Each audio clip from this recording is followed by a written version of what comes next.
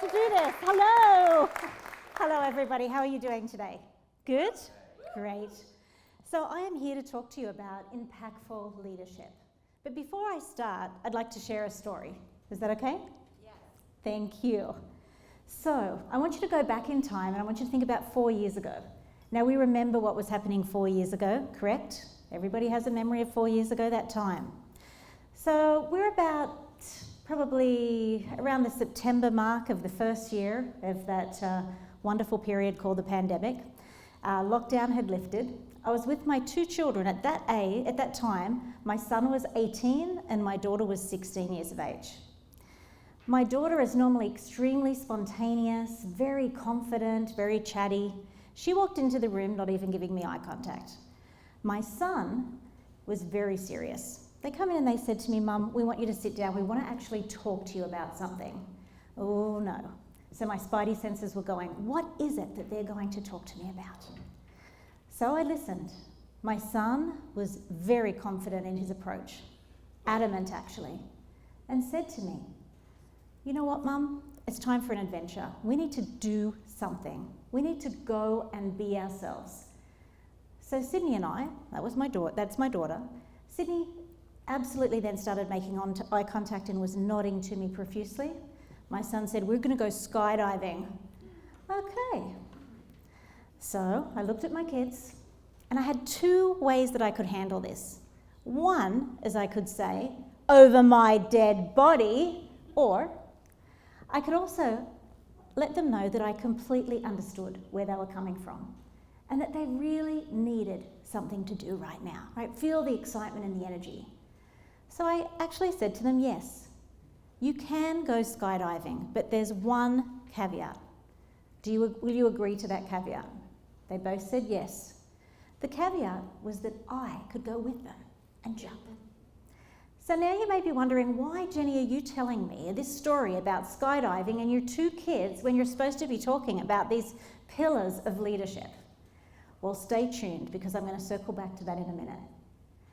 So I have a business consulting practice and I do a lot of executive coaching. I work with individuals, I work with teams, I work with organisations.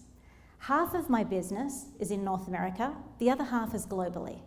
So a lot of the companies that I deal with now have remote workers and they're asynchronous, which means the companies work 24 hours a day with some of their people in Brazil, some of them in New Zealand, some of them in North America.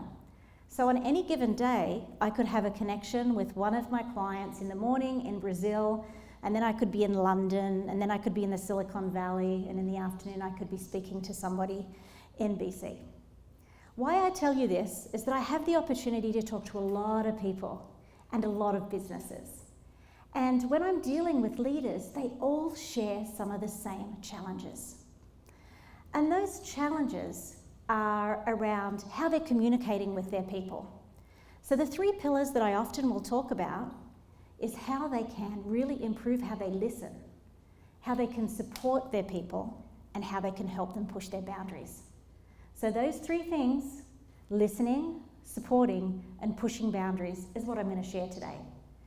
So my objective is that you can walk out today after this presentation, and on Monday you can actually implement at least one of these tactics, because they really do work.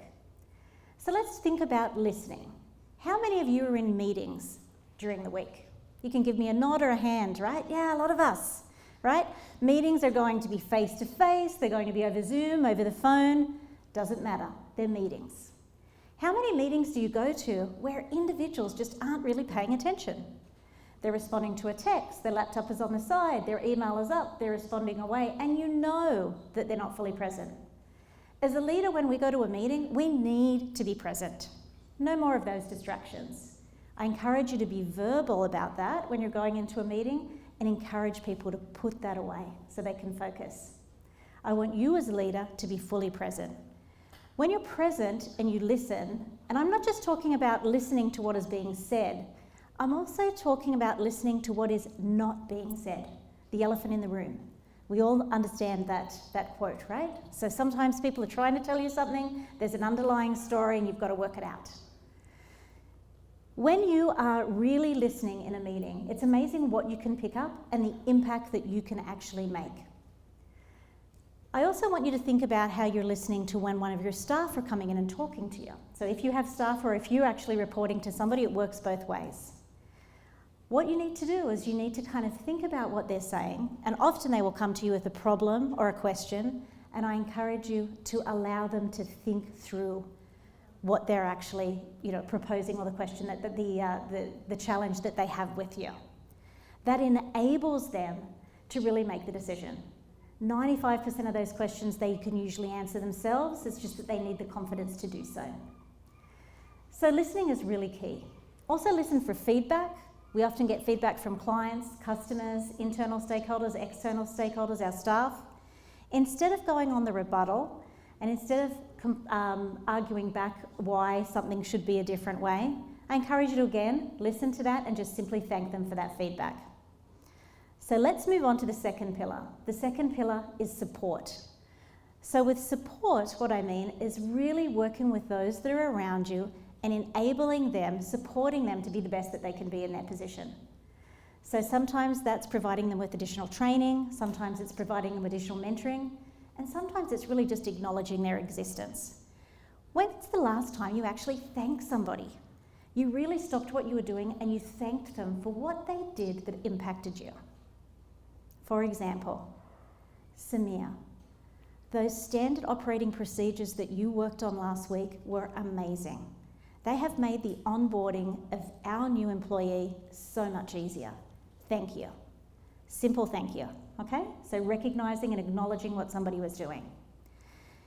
In regard to that support, what I also encourage you to do is if you see somebody that's struggling a little, you know that they're on the right track. I don't want you to go and solve and take over their position, but I want you to help them and guide them.